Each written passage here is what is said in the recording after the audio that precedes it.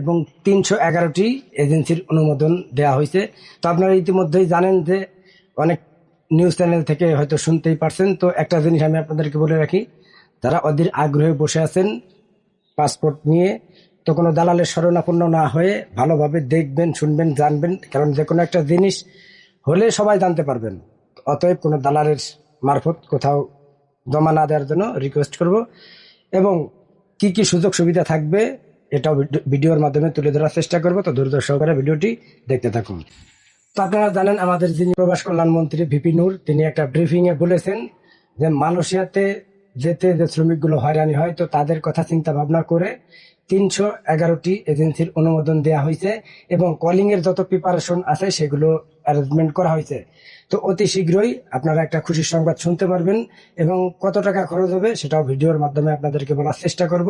তো আমরা একটা জিনিস জানি যে এর আগে অনেকেই প্রতারণার শিকার হয়েছেন বা টাকা জমা দিয়ে আসতে পারেননি, সবকিছু ওকে থাকার পরেও এজেন্সির সিন্ডিকেটের মাধ্যমে মানে গাফিলতির কারণে অনেকে আসতে পারেন নাই। তো আজকে আমি আপনাদেরকে একটা কথা বলি, তো আপনারা ওইসব রিক্রুটিং এজেন্সির মাধ্যমেই বইগুলো জমা দিবেন।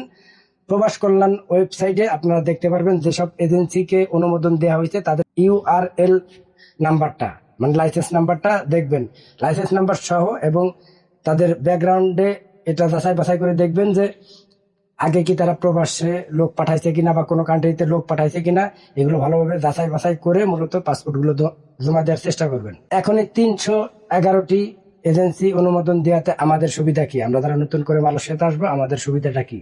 তো আমাদের সুবিধাটা এতটুকুই যে আমরা আগে 25টা এজেন্সি, গত টার্মিনালে আপনারা জানেন 25টা এজেন্সির মাধ্যমে মালয়েশিয়াতে লোক পাঠাইছে। তো সেখানে দেখা গেছে অনেকে আসতে পারছেন, অনেকে আসতে পারেন নাই, অনেকে 5-6 লক্ষ টাকা দিয়ে আসার পরেও বাংলাদেশে ফেরত গেছেন। তো এই কারণে মূলত বেশি করে আপনার রিক্রুটিং এজেন্সি নিয়োগ দিচ্ছে বর্তমানে সরকার আছেন তিনি।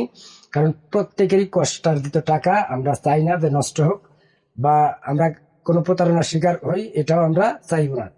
কখন কিভাবে জমা দিবেন? আপনারা একটা জিনিস জানেন বা একটা বিষয় জানেন, আমাদের যিনি প্রধানমন্ত্রী বর্তমান সরকার তারেক রহমান, তিনি মালয়েশিয়াতে আসবেন 21 তারিখে। 22 তারিখে একটা মিটিং আছে আনোয়ার ইব্রাহিমের সাথে। তো এই বৈঠকটা শেষেই মূলত তিনি এই বৈঠকে শুধু এক বিষয় না, মালয়েশিয়াতে যারা অবৈধ প্রবাসী আছে তাদেরকে নিয়েও কথা বলবেন এবং বাংলাদেশ থেকে নতুন করে যে শ্রমিকগুলো আসবে তাদের নিয়েও কথা বলবেন এবং কি কি ফ্যাসিলিটি থাকবে সেগুলো নিয়েও তিনি কথা বলবেন। কারণ দেখা যাচ্ছে বা একটা চুক্তি করতে গেলে অনেক সময়ের ব্যাপার বা অনেক কিছু অ্যারেঞ্জ করার ব্যাপার। 1 থেকে 2 সপ্তাহের মধ্যেই মেডিকেল শুরু হয়ে যাবে। এবং আমি আপনাদেরকে আরো একবার বলি, আপনারা দালালের শরণাপন্ন না হয়ে যার মাধ্যমে পাসপোর্ট জমা দেন না কেন, লাইসেন্সকৃত এজেন্সির মাধ্যমে বই জমা দেওয়ার চেষ্টা করবেন এবং ওই এজেন্সি আগে পরে লোক পাঠাইছে কিনা সেটাও ভালোভাবে দেখে নেবেন। আর আপনাকে আনার পরে তারা কাজ দিতে পারবে কিনা সেটাও আপনি যার মারফতে আসবেন তার কাছেই জিজ্ঞেস করবেন। কারণ এজেন্সিরা এটা দায়ভার নেয় না, আপনি যার মাধ্যমে আসবেন তার কাছেই জিজ্ঞেস করবেন। তো আজকের এই ভিডিওটি দেখে যদি আপনাদের একটু উপকার হয়ে থাকে অবশ্যই কমেন্ট বক্সে জানাবেন এবং মালয়েশিয়ার ভিসা সংক্রান্ত বা কাজের সংক্রান্ত যে কোনো তথ্য পেতে আমাদের চ্যানেলটি সাবস্ক্রাইব করে রাখতে পারেন। তো আজকের মতো এই পর্যন্তই, দেখাবো অন্য কোনো এক ভিডিওতে। সে পর্যন্ত ভালো থাকবেন, সুস্থ থাকবেন, আল্লাহ হাফেজ।